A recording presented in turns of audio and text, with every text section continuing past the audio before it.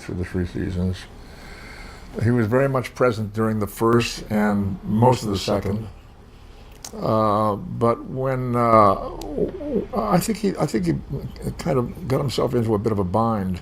Few friendships in Hollywood have fascinated fans as much as the one between Leonard Nimoy and William Shatner.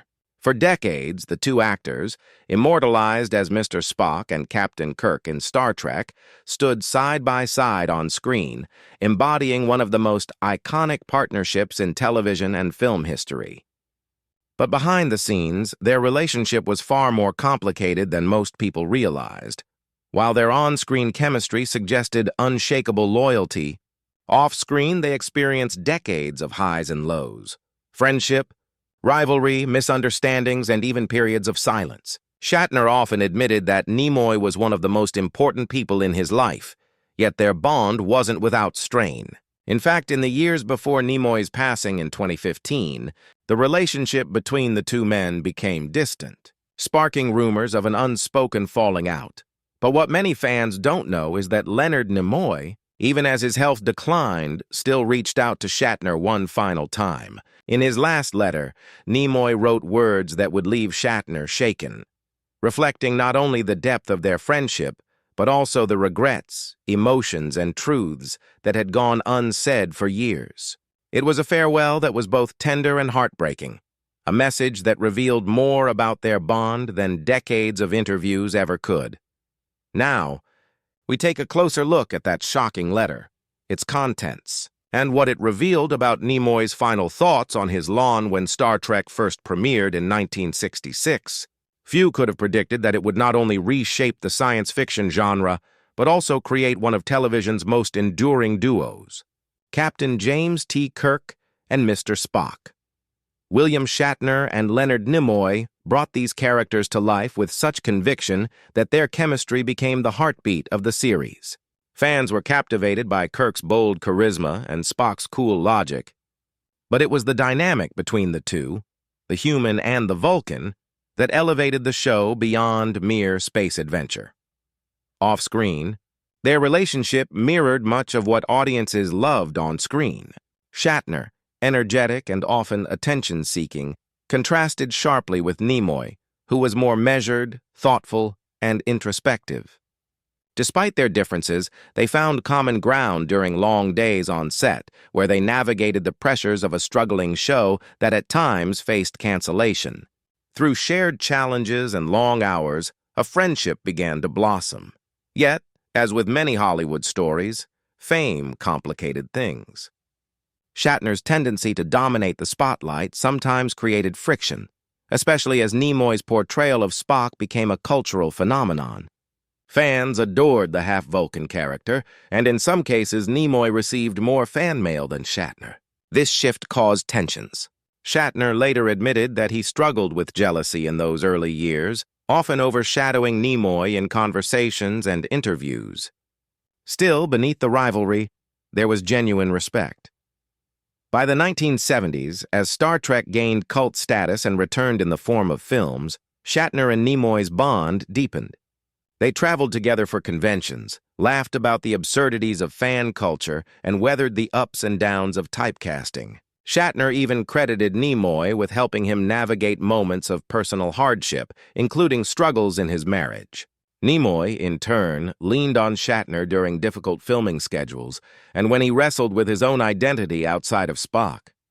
Their friendship wasn't without its darker chapters. Nimoy was deeply private while Shatner was candid to a fault. Shatner's tendency to turn private conversations into public anecdotes sometimes upset Nimoy. There were also disputes during the making of the Star Trek films, particularly around creative control. Nimoy, who directed Star Trek III, The Search for Spock, and Star Trek IV, The Voyage Home, often clashed with Shatner, whose larger-than-life personality sometimes made collaboration difficult. But despite these disagreements, their connection endured. Shatner frequently described Nimoy as the brother I never had. Nimoy echoed the sentiment, though always in his more understated way, calling Shatner one of the few people who truly understood the pressures of being tied to such iconic roles. Over the years, They attended each other's milestones, family events, birthdays, professional achievements, and their bond became a cornerstone of their lives. By the 2000s, however, cracks began to reappear. Shatner's autobiography revealed details about their friendship that Nimoy reportedly wished had been kept private, leading to a period of distance between them. When Shatner directed a documentary about Star Trek, Nimoy declined to participate, citing lingering frustrations. Fans speculated endlessly about the rift, and while neither man fully explained the reasons, it was clear that something unspoken hung between them. Even so, Shatner never stopped referring to Nimoy with affection, and Nimoy continued to support his friend in subtle ways, through interviews, appearances, and kind words about their shared history. Theirs was not a simple friendship. It was layered with rivalry, misunderstandings, deep affection, and the kind of bond that can only be forged through decades of shared experiences. As Nimoy's health began to decline in his later years, Shatner reportedly felt a growing sense of urgency. He worried about the unresolved tension and whether their decades-long friendship would end with silence rather than reconciliation. What Shatner didn't know at the time was that Nimoy was preparing to leave him something, one final message that would encapsulate the complexity of their relationship. This last letter would not only shock Shatner, but also serve as a profound reminder of the fragile, enduring ties between two men who helped define an era of television and, in the process, each other's lives. Time friend, William Shatner. By the early 2010s, Leonard Nimoy and William Shatner's friendship had entered one of its most complicated phases. For decades, their bond had weathered professional rivalries, creative clashes, and occasional fallouts. But now a deeper distance had settled between them, one that left Shatner confused, even hurt. For a man who once called Nimoy his brother, the silence was deafening. Nimoy, always a man of quiet reflection, began pulling back from the limelight as his health declined. In 2014, he revealed publicly that he had been diagnosed with COPD, chronic obstructive pulmonary disease, a result of years of heavy smoking in his younger days. Though he had quit decades earlier, the damage was irreversible.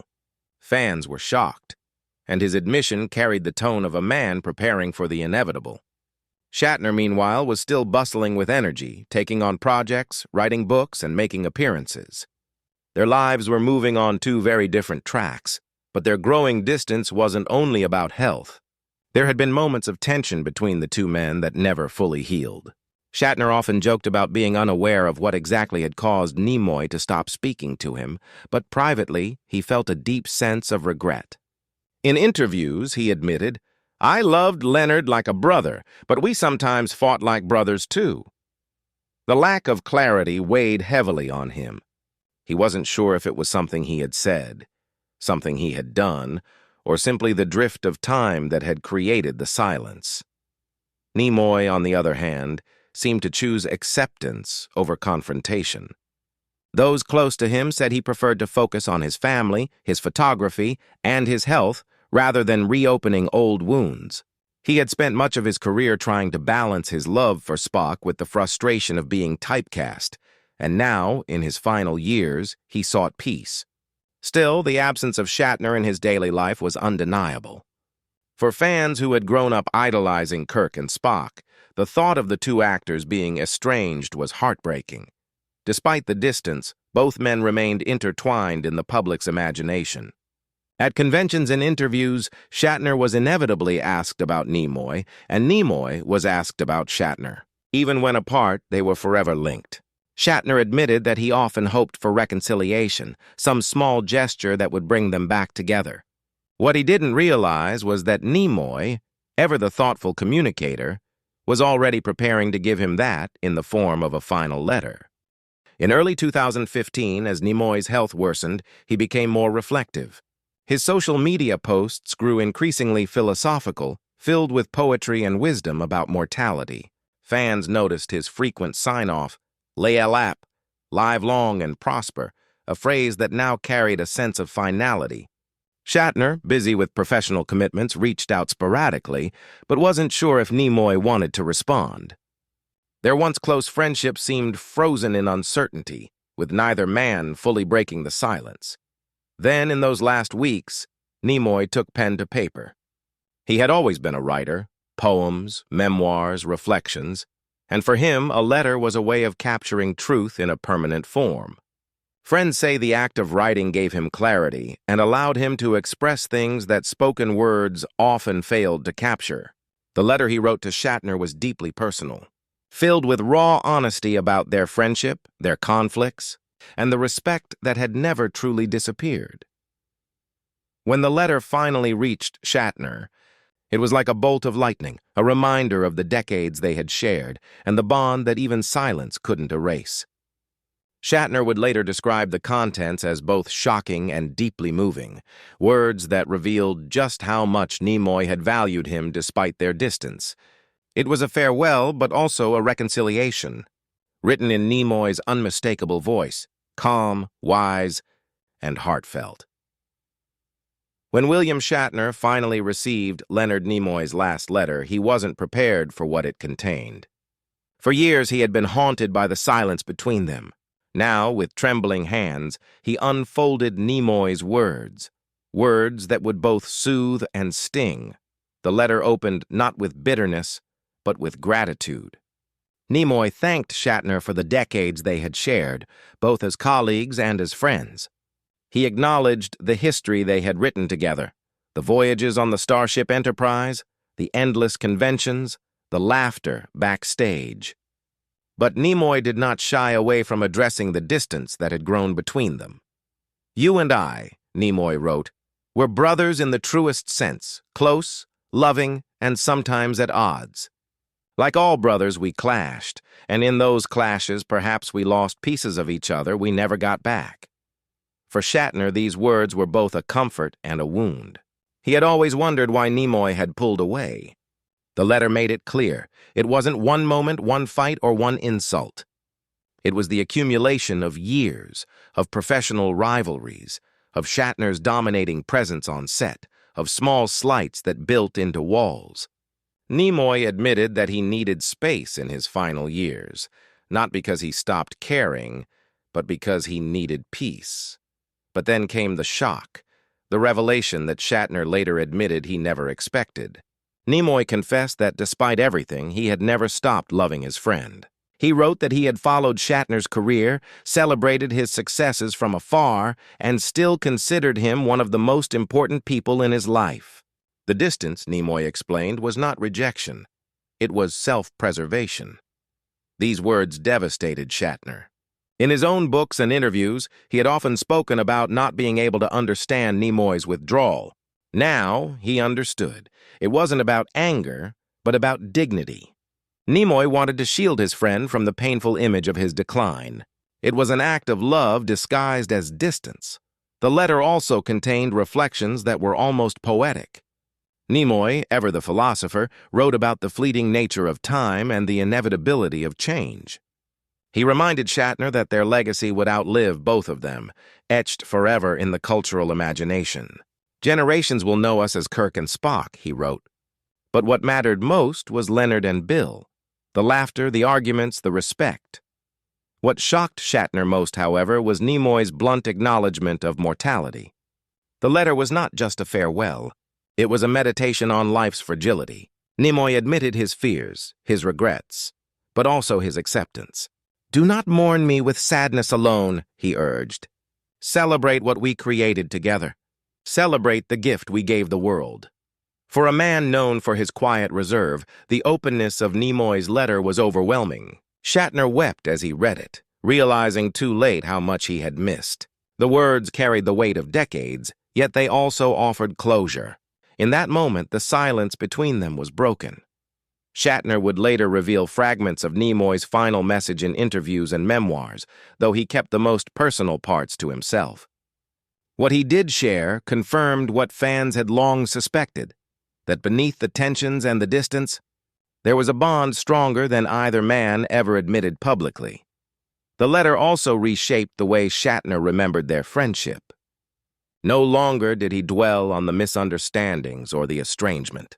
Instead, he chose to remember Nimoy as the loyal friend who had stood by him for decades, and as the man who, in his final days, reached out across the silence to say goodbye. For Shatner, the letter was shocking, not because it contained anger or accusation, but because it revealed love, pure, unfiltered, and final. It was the kind of truth that only comes at the end, when there is nothing left to lose. That last letter became Shatner's most treasured possession, a reminder of the friend he once called his soulmate and the brotherhood that defined both of their lives. In the days after Leonard Nimoy's passing, William Shatner found himself surrounded by reporters, fans, and fellow actors, all asking the same question: what had Leonard meant to him? At first, Shatner struggled to find the words. He was still reeling from the final letter, still processing the emotions it stirred. He had expected regret, maybe even bitterness. Instead, Nimoy's parting words had been filled with grace, honesty, and love. Shatner began to realize that the letter was more than a personal message. It was Nimoy's way of granting him closure, of ensuring that their story would not end in silence. Publicly, Shatner admitted that he had often misunderstood his friend, but the letter gave him a chance to set the record straight. In interviews, he spoke candidly about their bond, describing it as one of the most profound relationships of his life. The shocking part of the letter, that Nimoy had chosen distance not out of resentment, but out of dignity, haunted Shatner. He confessed that it hurt to know that Nimoy had suffered in silence, that he had been unable to offer comfort during his final years. Yet as painful as it was, Shatner also understood the depth of Nimoy's decision. It was an act of kindness, shielding a friend from the weight of decline, preserving memories of strength and vitality. Shatner often described the moment he reread the letter after Nimoy's funeral. Surrounded by flowers and tributes, he held those pages in his hands and felt as if Nimoy were still speaking to him. Every line was infused with meaning, every phrase carried weight. For the first time, Shatner admitted, he truly understood Nimoy's philosophy of live long and prosper. It wasn't just a Vulcan catchphrase, it was Nimoy's personal creed. His letter had been his final blessing, his final reminder of what life was meant to be. The fans, too, felt the impact of Nimoy's passing. Across the world, tributes poured in, murals, conventions, even astronauts in space honoring Spock's legacy. Shatner realized that the letter wasn't just his private closure. It was a piece of a much larger story. Their friendship, with all its ups and downs, had become a reflection of human connection itself. Messy, complicated, and yet deeply meaningful. Over time, Shatner began to share more openly about the letter, though never revealing it in full. He wanted to protect Nimoy's privacy while still allowing the world to understand the truth. What he did reveal painted a picture of two men who had quarreled, drifted apart, but ultimately reconciled through words written at the edge of mortality. For Shatner, the most shocking part was not Nimoy's acknowledgement of their distance, but his unwavering affection despite it. That love, hidden beneath layers of silence, had survived to the very end. It was a reminder that true friendship is not defined by perfection, but by endurance. In his later years, Shatner carried Nimoy's memory with him everywhere. At conventions, when asked about Spock, his voice would soften. When writing memoirs, he always reserved space for Nimoy. And when speaking to fans, he emphasized the lesson the letter had taught him. Never let pride or distance overshadow love. The final reflection Shatner offered the world was simple, yet profound. He admitted that he and Nimoy had not been perfect friends. They argued, they misunderstood each other, they went through long stretches of silence. But in the end, what mattered was the bond they shared, a bond strong enough to survive even estrangement. That last letter, with its mixture of gratitude, honesty, and farewell, transformed Shatner's grief into something deeper: acceptance. It gave him the gift of understanding, the chance to look back, not with regret, but with appreciation. He often said that whenever he thought of Nimoy, he no longer dwelled on the silence that separated them. Instead, he remembered the laughter, the camaraderie, and the words that healed the wounds of the past. For Shatner, Leonard Nimoy's final letter was shocking not because of anger, but because of love, unexpected, unbroken, and eternal. And for the millions who admired both men, it became a powerful reminder. Even in the face of death, friendship can speak louder than silence.